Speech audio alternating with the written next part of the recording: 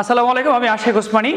আজকে যে বিষয় নিয়ে কথা বলবো সেটা হচ্ছে বয়সের তুলনায় আপনার সন্তান যদি বেশি মোটা হয়ে যায় তাহলে কোন এক্সারসাইজগুলো বেশি করবেন বা কোন কাজগুলো বেশি করলে আপনার সন্তানের মুটিয়ে যাওয়ার এই প্রবণতা কমে যাবে।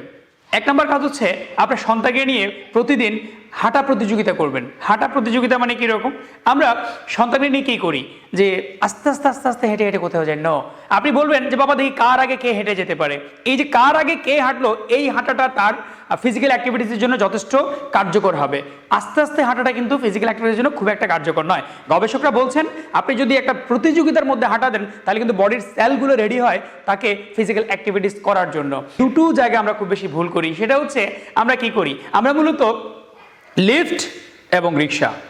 বাসা থেকে ধরেন 5 মিনিটের রাস্তা, সেটাও রিক্সা নিয়ে চলে যাচ্ছি। বাচ্চাকে কোচিংয়ে দিতে যাচ্ছি বা কোথাও যাচ্ছি, বাজার করতে যাচ্ছি, বের হয়েই একটা রিক্সা নিয়ে আমরা চলে যাচ্ছি। কিন্তু এটা কিন্তু ভয়ঙ্কর। আর বিশেষ করে কারো বাসা যদি 2-3 তলা হয়, আমরা এই 2 তলা তো দেখা যায় বাচ্চারা লিফট দিয়ে 2 তলায় উঠছে। কিন্তু কেন? এই জায়গায় আমাদের একটা কমন ডায়লগ আছে, লিফট নয় সিঁড়ি, রিক্সা নয় হাঁটি। এই তথ্যটা যদি আপনি পরিষ্কারভাবে মনে রাখেন তাহলে কিন্তু আপনার সন্তানের মুটিয়ে যাওয়া অনেকাংশে কমে যাবে।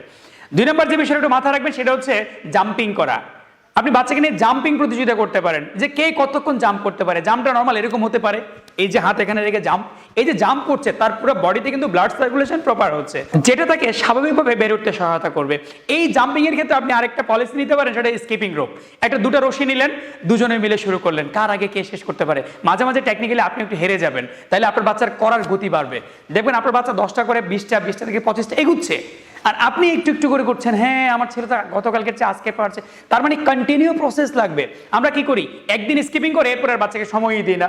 সো বাচ্চার স্বাভাবিক বেরোটা কিন্তু ব্যাহত হয়। এজন্য প্রতিদিন একটা নির্দিষ্ট সময় অবশ্যই বাচ্চার সাথে এই জাম্পিং অথবা স্কিপিংটা অবশ্যই করবেন।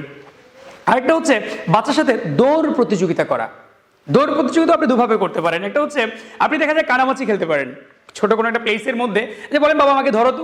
এই যে ধরো, সে যখন মুভ করছে তার বডি অটো কিন্তু তার মনের অজান্তে সে কিন্তু ফিজিক্যাল এক্সারসাইজ করছে। এই কানামাছি খেলতে পারেন। অথবা আপনি দৌড়াতে পারেন, যে বাবা আমাকে ধরো, বাসার মধ্যেই করতে পারেন। ছোট্ট একটা ডাইনিং টেবিল, এর চারপাশে মুভ করতে পারেন, দেখি বাবা আমাকে ধরো তো দেখি, আমাকে ধরো তো দেখি।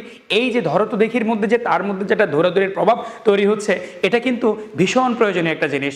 এজন্য বাচ্চার সাথে অবশ্যই দৌড় প্রতিযোগিতা করান। ঢাকার মধ্যে আমরা যারা থাকি এই সুযোগটা আমাদের জন্য খুব কম। সেটা হচ্ছে সাইকেল চালানো এবং সুইমিং।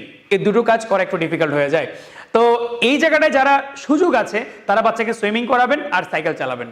সাইকেল আর সুইমিং এই দুটো কিন্তু ভীষণ মজার একটা ব্যায়াম বাচ্চাদের জন্য। তাদের একটু উৎসাহ দিবেন এবং এটা কন্টিনিউ করাবেন। এই দুটো ব্যায়াম এমন একটা ব্যায়াম যেটা পুরো শরীরটাকে একসাথে সাইক্লিং করায়। তার মানে একসাথে পুরো শরীরের প্রত্যেকটা অঙ্গ প্রত্যঙ্গে রক্ত সঞ্চালন করার জন্য সাইকেলিং এবং সুইমিং এই দুটো বিষয় কিন্তু পুরো বডির জন্য পারফেক্ট একটা এক্সারসাইজ। এরপরে যদি আসে সেটা হচ্ছে যদি সুযোগ পান, যখনই একটু সময় পান, সেটা সকালবেলা হতে পারে, আপনার ডে অফের দিন হতে পারে, সেটা আপনি হয়তো সন্ধ্যার পরে যখন বাসায় আসেন তখন হতে পারে, ওর সাথে অকারণেই খেলুন। সেই খেলাটা হতে পারে ফুটবল ক্যাচ, হতে পারে ওয়ালে বল থ্রু করে কে আগে ধরতে পারে, হতে পারে নিচে একটা বল কোথাও থ্রু করে দিলেন চারপাশে, এই ঘুরে ঘুরে ঘুরে ঘুরে বলটা ধরছে। এই যে বল ধরতে গিয়ে তার যে একটা ফিজিক্যাল অ্যাক্টিভিটিস হচ্ছে, এটা কিন্তু তার জন্য ভীষণ প্রয়োজন। এতে কি হবে, তার স্বাভাবিক বেড়ে ওঠা বাড়বে, সে অতিরিক্ত মুটিয়ে যাবে না। লাস্ট যে বিষয়টা খেয়াল করবেন সেটা হচ্ছে আশেপাশে, আপনার বাসার আশেপাশে যদি কোনো ফিজিক্যাল অ্যাক্টিভিটিসের কোনো সেন্টার থাকে, যেমন কোনো কারাতে একাডেমি থাকে, তাকে ওখানে ভর্তি করিয়ে দেন। তাহলে কি হবে, সে কারাটেটা শিখবে, পাশাপাশি ওখানে ফিজিক্যাল অ্যাক্টিভিটিস বেশি হওয়ার কারণে মুটিয়ে যাওয়ার প্রবণতা কিন্তু কমে আসবে। গবেষকরা বলছেন মুটিয়ে যাওয়াটা বেড়ে যায় হচ্ছে যাদের ফিজিক্যাল অ্যাক্টিভিটিস অনেক কম, তাদের মুটিয়ে যাওয়ার প্রবণতা অনেক বেশি। সুতরাং আজ থেকে আমরা সবাই মিলে প্রতিজ্ঞা করি, আপনার বাসার যারা সন্তান আছে সবাইকে সময় দিব এবং বাচ্চাদের নিয়ে খেলাধুলা করব।